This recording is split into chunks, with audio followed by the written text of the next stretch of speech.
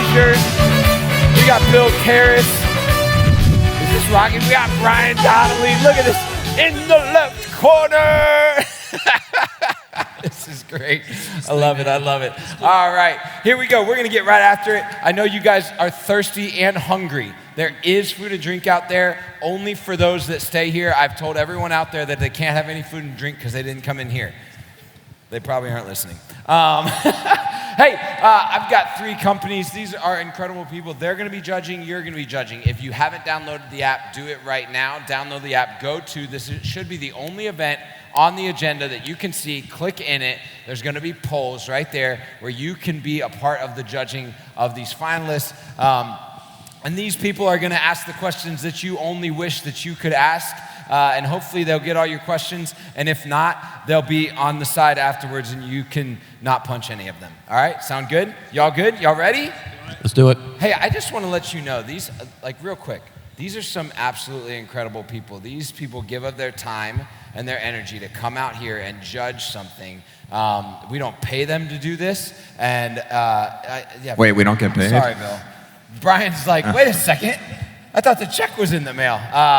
But these are truly some incredible people that I've gotten to know over the last couple years. So, yeah, thank them. First up to the stage, finalist number 1. Give it up for Mia.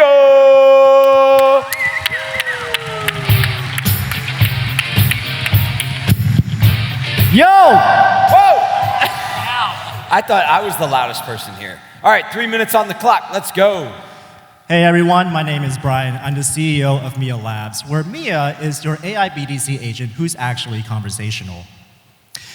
We have signed with over 100 dealers today, and we found that we started with one core problem, which is dealerships have missed 15 to 30% of calls. Now, this is for a variety of reasons. Maybe your service BDC is understaffed, your service advisors can't juggle the phones, people are calling in after hours, you name it. But when your dealer misses a call, there's a high likelihood that the consumer will then call a competitor within the next 24 hours. So you're looking at 6 to 7 figures in missed opportunities annually. Now, what's missing from current solutions? We found that most tend to focus on just booking appointments for the service department only, and in a very rigid way. What's your name, year, make, model, date and time you want to bring a car in. It functions like a linear decision tree, and it certainly can't answer questions or triage calls conversationally across different departments and the front desk. That's where Mia comes in. Mia is the BDC agent you wish you had. First, Mia comes to work 24/7, 365 with a consistent positive attitude. Second, Mia does more than just book servicing appointments. Mia functions as a receptionist so she can answer questions and triage calls for not just service, but also sales and the front desk. And third, Mia is designed to mold into your dealership with over 100 possible configurations. Train Mia once, and she'll be your super employee for life. And yes, we do integrate into your systems to answer questions and push appointments using real-time data. We have over 30 integrations across service and sales. We meet you where you are, so you can onboard Mia with minimal disruptions. Mia frees her team to do what they do best. Mia has saved up to 600 appointments and 40+ hours of labor per dealer per month. She does the work of 4 reps, so your team can focus on greeting customers, servicing vehicles, and winning those deals. And this is just the beginning. Soon, Mia will support not just calls, but also texts and emails, giving your clients a consistent experience across multiple communication channels. We're also about to release Mia's outbound engine to automate intelligent marketing campaigns as your first line of offense. And ultimately, our clients will have an unfair advantage as the first truly AI-native dealerships. Never miss a digital lead again with Mia. Thank you. Under the 3 minutes, great job, great job. Thanks for coming out here. Judges, we'll just kind of go down the line, and if you want to say skip, you can say skip, but I doubt it. What's good? There won't be a lot of skipping. I don't think. No. Yeah, so if I'm interviewing one of your dealers, and they're saying, okay, I love this, what are the 3 things they're going to tell me that they love about your software? They're going to say that Mia is not just positioned as an appointment booker, nor is she positioned as a co-pilot. Mia is designed to be a truly autonomous agent that works, again, not just booking service appointment, which is what the majority of competitors focus on, but we're also taking calls for the sales department as well as the front desk. Like we can act as the actual front desk receptionist for these dealers and combine and transfer calls. We can do intelligent forwarding to staff members, and this saves a lot more time and helps you take on way more calls than if you were just isolated to a very specific department or use case. And we're booking an average of about 50 service appointments per day for some of our dealers as well.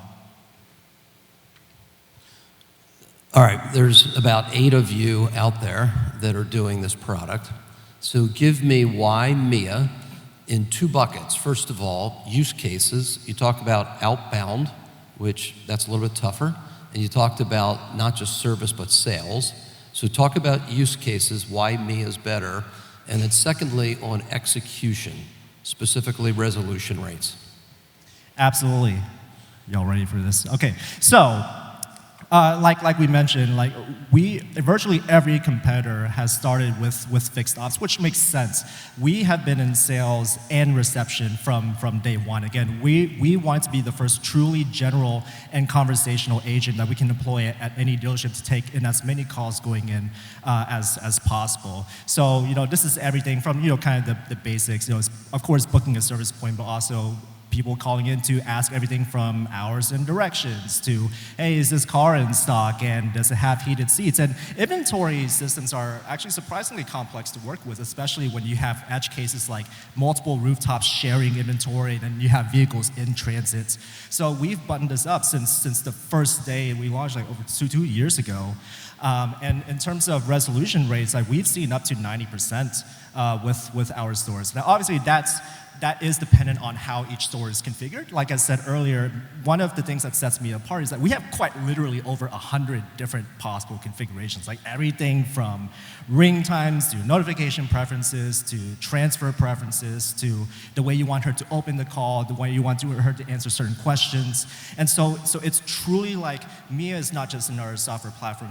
We tell customers all the time, Mia is like a new super employee that you are onboarding, and we are not just a software vendor. We are your staffing firm helping onboard and train Mia once so that she's there for life. She continues learning from your dealership.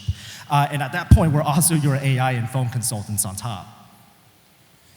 So given that this is becoming a very crowded space very quickly, tell me about the price point and how you're kind of going to market with the dealers, and they have different sizes and they're all unique in their groups. So, yeah. Yeah, absolutely. So pricing in most cases, especially for franchise dealerships, typically starts at $2,500 per month per rooftop. That does come with up to 1,500 calls per month, which we find to be pretty generous.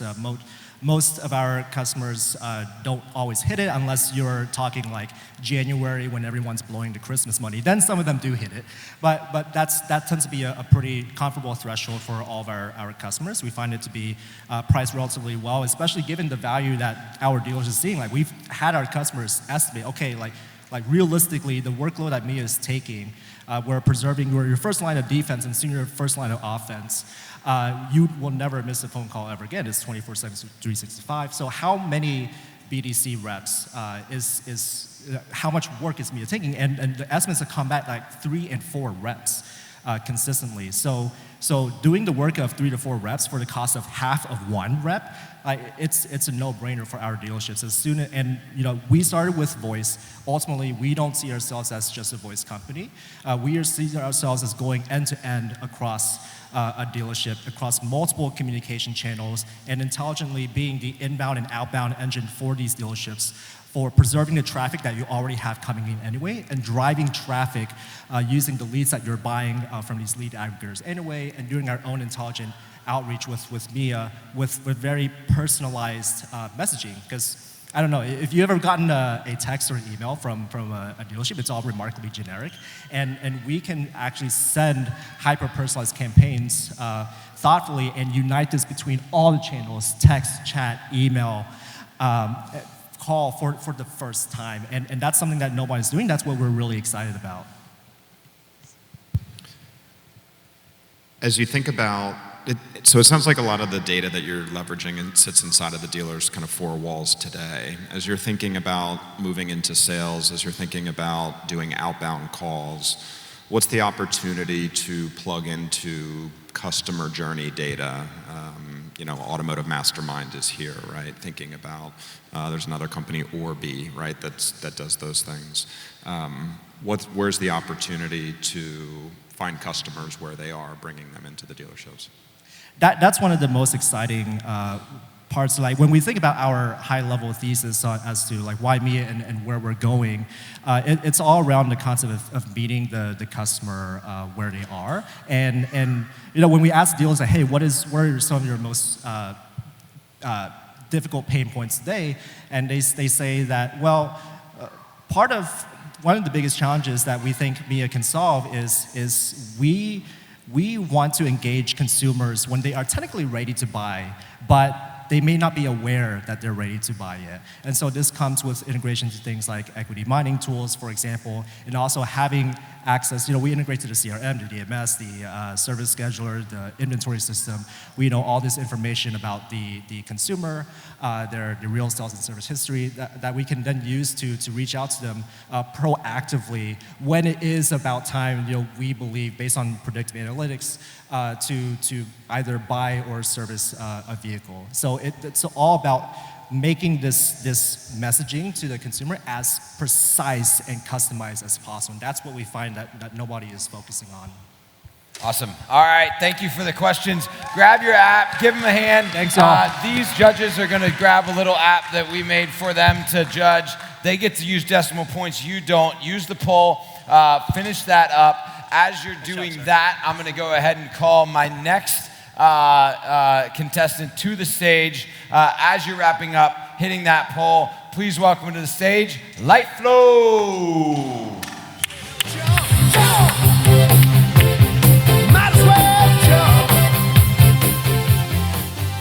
Oh no. 3 minutes on the clock, let's go. Hey everyone. Whoa, it's a hot mic, All right, we started. My name is Ryan Austin. I'm founder of Lyteflo, and we are an EV revenue platform.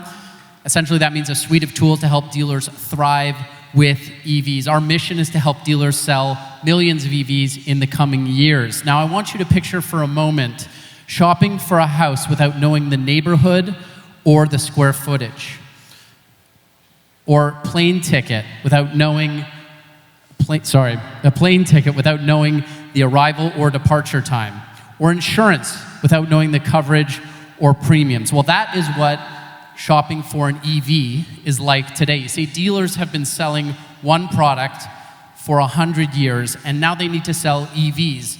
And all the tools in the industry are set up for selling gas-powered vehicles, from marketing tools to websites to service retention appraisals, F&I, and just look at any VDP. Hey, Ryan. Sorry to interrupt here. You got a second? Kind of busy here, Noah. This is Noah, our head of sales. Hi, everyone. Sorry, but I'm shopping for an EV right now. I'm on a VDP, and I can't see anything about this vehicle. There's no range. I don't know what the charge time is or anything about the economics. Don't know anything. That is exactly the problem we solve, Noah. By adding Lyteflo to a dealer site, EV questions get answered for EV shoppers, and salespeople in the store have answers to EV questions at their fingertips. Just some examples of some of the answers that we provide. What's the range on this vehicle? How long does it take to charge this vehicle at level 2 and level 3? What connector type port is installed on this vehicle, and where can it charge? What charging networks? And how much am I saving in gas and maintenance by switching from my vehicle into this specific EV? Now, in terms of results, adding Lyteflo to a dealer website increases electric VDP conversion around 50%, and users who interact with Lyteflo are more than 3 times more likely to convert into a lead. Now, some may be thinking there are headwinds with EVs, but to us, the long-term trend toward electrification is clear, and regardless, these EVs are on dealer lots, and they gotta get moved. And we won't be able to help dealers sell millions of EVs without a robust used EV market. And the number one concern of the used EV buyer is the health of the battery. That's why we're also launching Lyteflo battery health reports to add peace of mind and transparency to the used EV market. Because no longer is odometer the number one metric to evaluate a used car, battery health is the new odometer. And that's how we're helping dealers move EVs at the speed of Lyteflo. Thank you. Hit them with it, judges.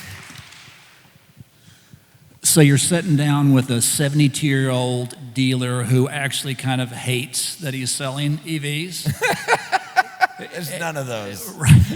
How are you pitching that guy? What's the value prop? Like you walk in and how do you wow him in 45 seconds? Well, right now we're not trying to, evangelize anything. If someone's not into EVs and they don't have them on the lot, we're focused on the dealers that have EVs, which is thousands of dealers. So we're focused on that right now. We think that there will be more, for sure, more EVs on dealer lots. I talk to dealers in states that don't have a lot of EVs. They say it's coming, but we'll be right there when it does come. But I'm looking for your pitch. Like that guy, what are you saying to that guy? Well, what I'd say to him is, do you take trade-ins? And so if they want to sell new vehicles to customers that are coming in with trade-ins for EVs, of which there's going to be 10 million of them coming back on trade or through wholesale over the next 5 years, he wants to get that new vehicle purchase done. He's got to take that trade. He's going to have our battery health report tool. So I had the pleasure of listening to this twice now, and it was great both times. So well done. I love your loud boards there too. Great job. You know where I'm going to go. I'm going to drill down again on the second piece, the battery health. So everybody wants to be the CarMax of something. I'm sorry, the Carfax. Carfax. Thank you, CarMax. The Carfax. How do you become that? What is the standard for your battery health? Do you become your own standard? Or is there some other standard? Does Ford come up with a standard? Is there one? So if somebody says, hey, that battery is a 62, what does that mean? Yeah, for sure. So I think the more data you have, the more able you are to benchmark. When we talk about product quality, that's 62. It's really important, say something like a 92. I don't know if a 92 is good or bad. It depends on how it is relative to other vehicles. So the more vehicles you have in your system, the more data, the better able you are to provide a reliable score that consumers can rely on. And obviously, it's all about owning that consumer mind share, that attention, and being the gold standard. How you do that? Many different ways. I mean, there's obviously a penetration through the dealer body, having them do the education. It's showing up more and more when customers are buying that car, spreading it out through other merchandising tools, third-party marketplaces, those sorts of things. And then also consumer-facing stuff, where you're actually, being a trusted advisor. They're going there to maybe see. Is that a target? Yeah, it could. Yeah, yes. I think over time it will be. Yeah. Why is the Lyteflo branding defendable in the consumer Why? perception? Sorry, say again. Like when I think of Carfax, right, or Auto Check, it's very clear, and then from a consumer-facing perspective, is Lyteflo that clear? Because the TAM, the word mark. TAM on your marketability and your ability to grow revenue is totally different if you're a consumer-facing brand as opposed to just a dealer tech. So that's a big question for me. Yeah, for sure. I think it's about getting in front of consumers, whether you're doing that with great social content, being where they are looking for trusted advice on buying a vehicle. Again, in today's world, it's if you can be effective on social and reaching those customers, SEO, SEM, those kinds of things, you get in front of them and you own their attention. So can I just jump in? Yeah. You're an experienced entrepreneur, but it feels to me like you're going to need to partner with somebody. To create what Kyle's talking about there is really hard to do, to become the next Carfax. So have you thought about that, partnering with OEs, partnering with other battery health engineering firms or whatever it might be? Yeah, absolutely. I mean, with OEs for sure, we want those partnerships because, the more data we can get from the vehicles more effectively, the better our product's going to be. And the more value that we add to, say, OEs and dealers, the more they're going to help build that brand as well because they want a robust used market as well because it helps sell new vehicles. So yeah, definitely. Thanks. We might know some. My question is about the data. So tell me a little bit from a high level of how the data flows, where you get it from, and then where does the lead go? How does that work with the lead that you convert with your information?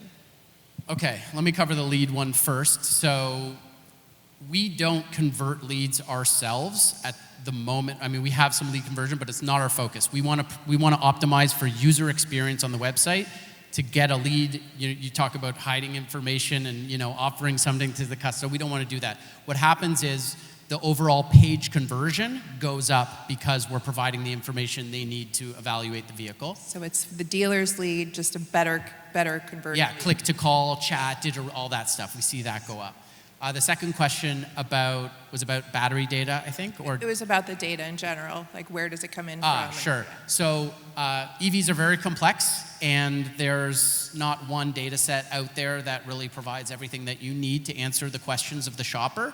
So it's a combination of third-party data and proprietary data that we go out and research ourselves. So when we launch a dealer, we QA every vehicle and make sure that our data for each model year that's on that dealer's site is accurate and complete. And then as we do that and add more dealers, our database just gets stronger and stronger. So we're actually going out and searching for that data ourselves. Again, on the OE side, we love to have better feeds and better data. So wherever we can get that, we're going for it. You may want to talk to this woman here. Last question. Yeah, if you could just help very succinctly talk about the technology behind the battery health. Yeah. I think, as Bill mentioned, that to me seems like the most valuable piece in this opportunity. There's several that have been working on that. There's several others. There's a data problem with the OEMs that you're going to run into. And so how are you getting around that technically to get to the VIN level battery health? Yeah, so like I said before, we want to get the data from whenever we can, as best we can. The way to get that data right now to get accurate state of health of battery is through OBD ports. That is the only way pretty much that you can get it. And so we want to own the experience of our product end to end. So we're actually building our own hardware, designing our own hardware and software so that we can own what happens when you plug it into an OBD port, where that data goes from there, how it gets processed. We have battery scientists on staff to evaluate the data that we're getting from the vehicle. There's voltage, cell level voltage, temperature, current.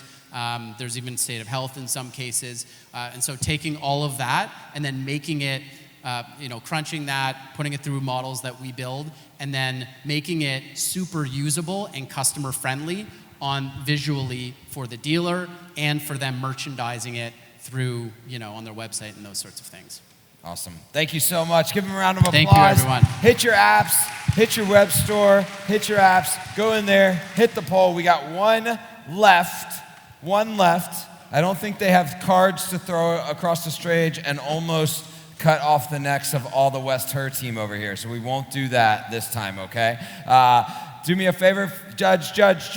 I got one more, and then we're drinking and eating the whole 9 yards. Please give it up. Give a round of applause for our last pitch, Toma.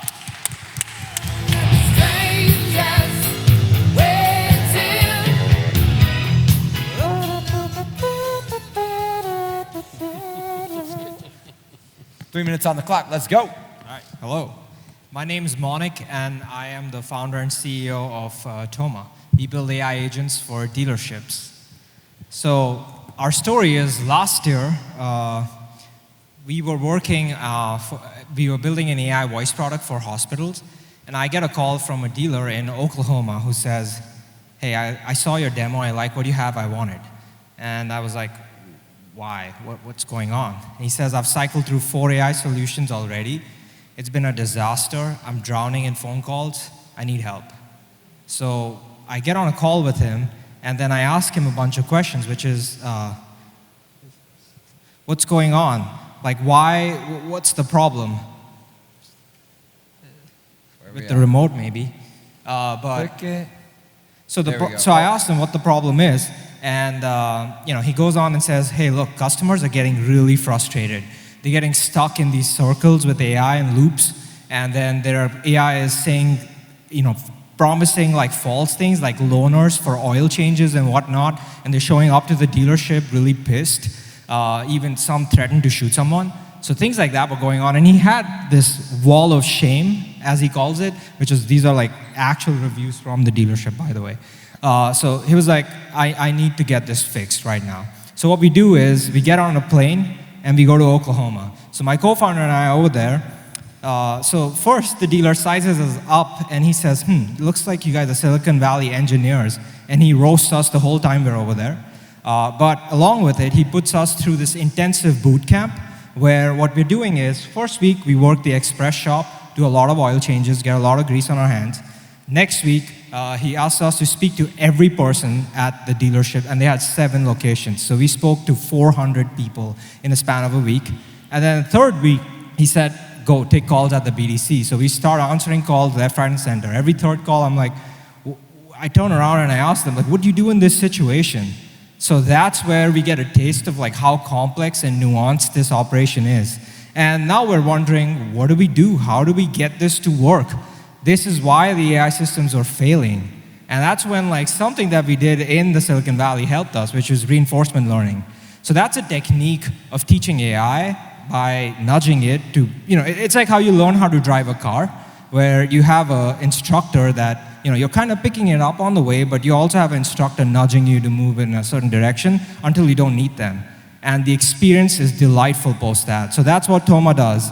Toma is able to listen to your existing calls, get better, map to your preferences, and then it lets you nudge it as much as you like it, and then it's able to book appointments, it's able to sell cars, it's able to do a lot of things just the way you do it, and embrace like the best practices. Proof is we booked $25 million worth of service revenue, handled 1 million customer interactions so far, fully with AI, and our customers absolutely love us, and they rave about us. It's not very clear on the screen, but yeah, we won the Vendor of the Year with one of top 150. We don't have the beep this year. Sorry, that's the end of the 3 minutes. We're gonna hopefully get the rest of your questions answered, or your stuff answered. Let's kick off the questions. So as the leader of the organization, right, you're going to go to bed tonight and you're going to be laying there. What keeps you up at night? What are you worried about right now? Is it your competitors? Is it the tech? Is it the industry? What's worrying you? It's really funny, and this is a meta answer, but it's the same fear that everybody else has, which is, are our jobs secure? Because, you think of it this way, like the models get better and better over time. Will I be replaced too?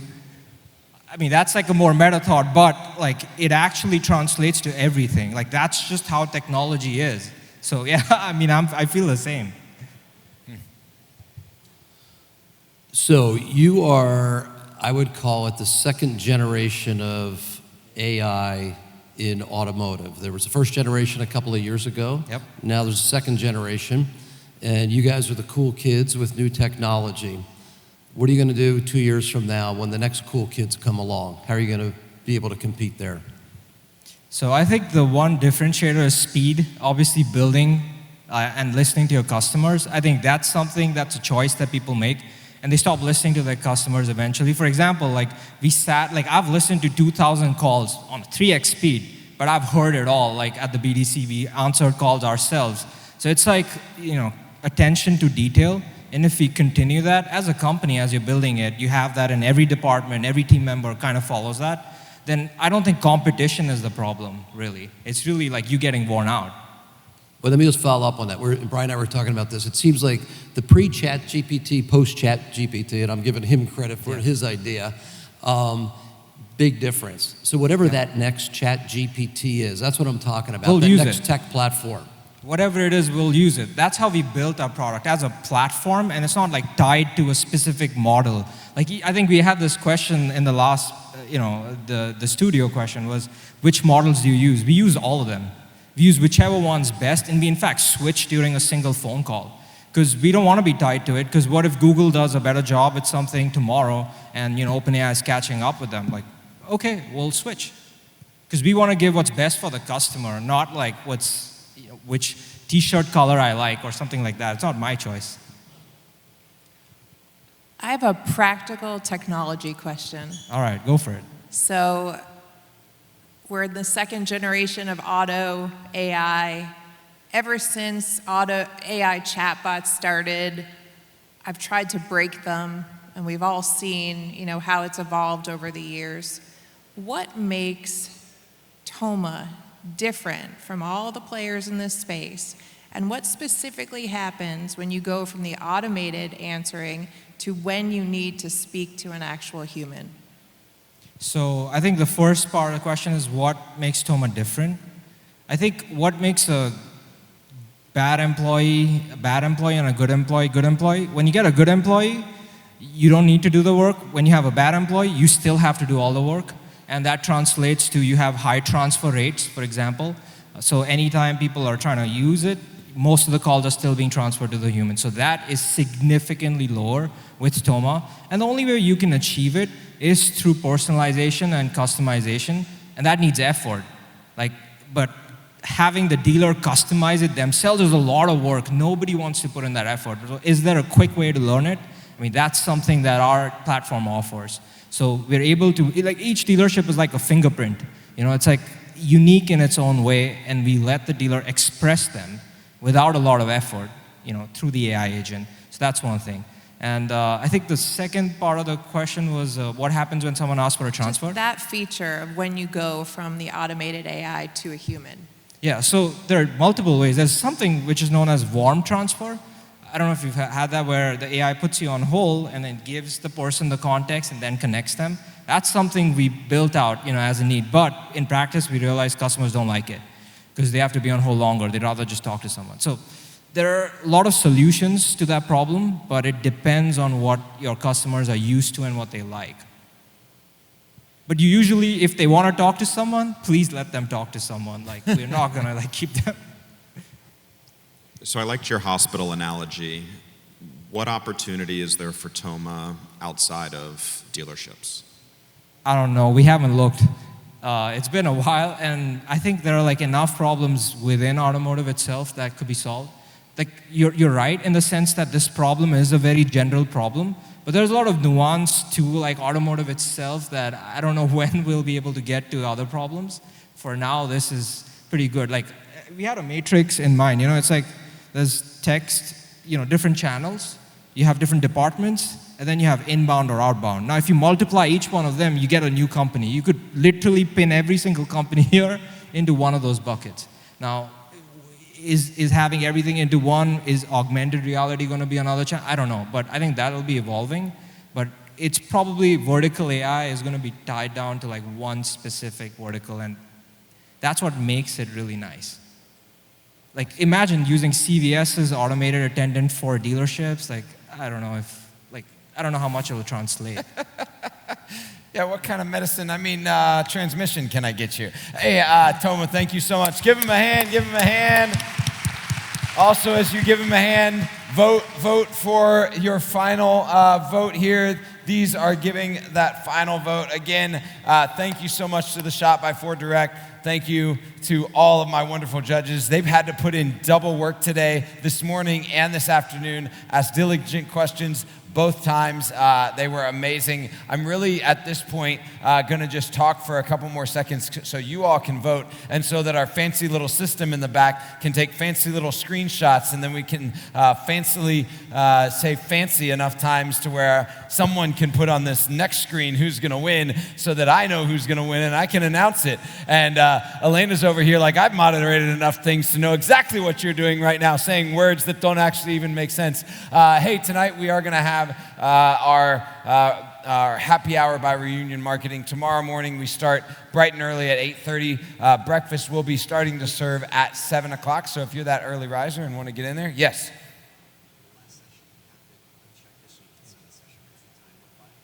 Oh, if you can't see the session hit, unhide past sessions right there at the top, and then you can see it. It's right here at the top under agenda. If you can't find it right there. Paul's such a good model. You're a good-looking dude. They should make more people that look like you. See what I did there? How are we doing? Do we have a final tally? Can we get it? Waiting. Bill? I know. Done. Oh, you're done? waiting for me still? Did you hit submit, Bill? Sorry. Yes. Bill hit submit. Oh, no, wait. No. Oh, Bill, what are you doing here? Oh, that's a lot. That's a big number, Bill. Here, I got you. Okay, got you. There you go. Yeah, Bill doesn't have his glasses on. It's going to be fine. Oh, select judge. There's Bill. Finalist 2. Finalist 3. Submit score. 2. Oh, 2. What's 2? Uh-oh. He has a 4.1. Whoa, Someone put a 4.1 in there. He's on the final. Make sure he's on the final. I don't know if he's on the final. He wanted to put a 4.1 in there, Nathan. You got it? You got it? I don't have any scores for them from him. Oh, no. What did you put in here? Okay. Here we go. Uh-oh. What's your note? There we go. Do that. He put a 4.1 for all of them. I'm kidding. Is that right? 3.8? 4.1? 4.1? Yeah? What's the second? What's the second one? What do you want to do? It says final.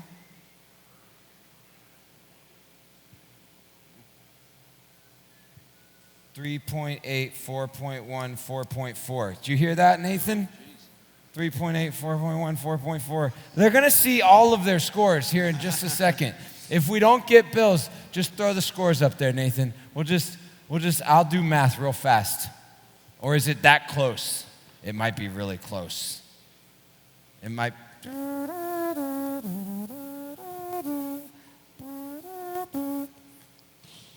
4.1. I'm a little flat on the rundown. I'm sorry for that. I apologize to all you music majors in the house. You're just sad. You're like, it's the end of the day, man. I was trying to do the trumpet. It's the end of the day. Don't laugh at me. Come on. Has everybody had fun today? What'd you learn? Yeah, shout it out. Did you learn anything? No? Someone clapped. They learned how to clap. They learned how to clap. I'm ready. Oh, he's ready. Oh! Wait. Wow. Toma wins! Give it up for him. That is unbelievable, y'all. Within 0.12 of a score. Toma, come on up here. Everybody stand up. Give him a hand. Ladies and gentlemen, congratulations to Toma. Thank you to Lyteflo, Mia, to all of the Pitch Tank judges, and everybody. Get in here. We'll give them a picture. Cue the music. Full send. Go to the happy hour. We'll see y'all tomorrow morning.